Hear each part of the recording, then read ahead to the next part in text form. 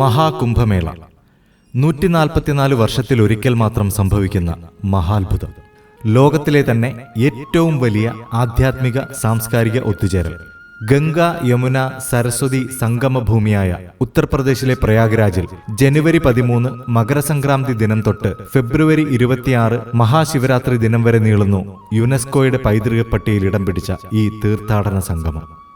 കുംഭമേളയുടെ ഐതിഹ്യം പാലാഴി മഥനവുമായി ബന്ധപ്പെട്ട് കിടക്കുന്നതാണ്.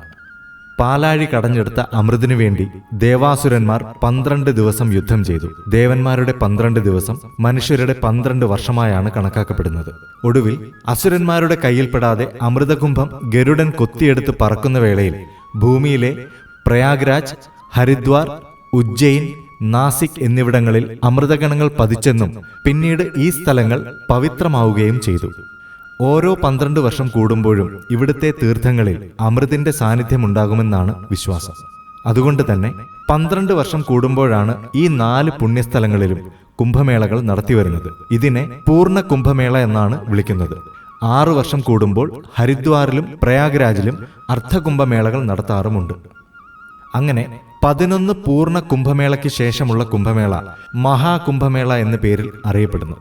144 വർഷങ്ങളിൽ ഒരിക്കൽ മാത്രം സംഭവിക്കുന്ന ഈ മഹാകുംഭമേള പ്രയാഗ്രാജിൽ മാത്രമാണ് നടത്തപ്പെടുന്നത്. ജ്യോതിശാസ്ത്രപ്രകാരം സൂര്യൻ, ചന്ദ്രൻ, വ്യാഴം എന്നീ ഗ്രഹങ്ങളുടെ രാശിയും ദിശയും അനുസരിച്ചാണ് കുംഭമേളയുടെ ദിവസവും സമയവും ക്രമീകരിക്കുന്നത്. നൂറ്റാണ്ടുകളായി ലോകമെമ്പാടും നിന്നുള്ള കോടിക്കണക്കിന് തീർത്ഥാടകരെ ആകർഷിക്കുന്ന കുംഭമേളയിലെ പ്രധാന ചടങ്ങ് തീർത്ഥങ്ങളിലെ പുണ്യസ്നാനം തന്നെയാണ്. ദേവന്മാരുടെയും പുണ്യാത്മാക്കളുടെയും സാന്നിധ്യത്തിൽ ചെയ്യുന്ന സ്നാനം സർവ്വ പാപങ്ങളെയും ശുദ്ധീകരിക്കുമെന്നും പുനർജന്മ ചക്രത്തിൽ നിന്നും മോചനം നൽകുമെന്നും വിശ്വസിക്കപ്പെടുന്നു.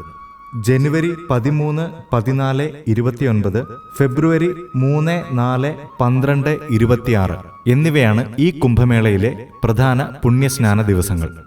എല്ലാ ലൗകിക സുഖങ്ങളും ത്യജിച്ച് ജീവിക്കുന്ന ദിഗംബരന്മാരായ നാഗസന്യാസിമാർ ഹിമാലയ സാനുക്കളിൽ നിന്നും പൊതുജന മധ്യത്തിലേക്ക് ഇറങ്ങുന്ന ഒരു വേദി കൂടിയാണ് കുംഭമേള. ത്രിവേണി സംഗമ തീരത്ത് 10,000 ഏക്കറിലായി സജ്ജമാക്കിയ താൽക്കാലിക ടെന്റ് സിറ്റിയിൽ ഇത്തവണ 45 കോടി തീർത്ഥാടകരെയാണ് പ്രതീക്ഷിക്കുന്നത്. ഒരു മനുഷ്യന്റെ ആയുസ്സിൽ ഇനി ഒരിക്കൽ കൂടി പങ്കെടുക്കുവാൻ സാധിക്കാത്ത ഈ മഹാകുംഭമേളയിലെത്തി സർവ്വ പാപങ്ങളെയും ദൂരീകരിക്കുന്ന മഹാസ്നാനം ചെയ്യുക എന്നത് ഒരു മനുഷ്യജീവിതത്തിൽ ലഭിക്കാവുന്ന ഏറ്റവും വലിയ സൗഭാഗ്യം തന്നെയാണ്. കുംഭമേളയിൽ പങ്കെടുക്കുന്നതിന്റെ കൂടുതൽ വിശേഷങ്ങളും അനുഭവങ്ങളും വരും ദിവസങ്ങളിൽ നിങ്ങളുമായി പങ്കുവയ്ക്കാം.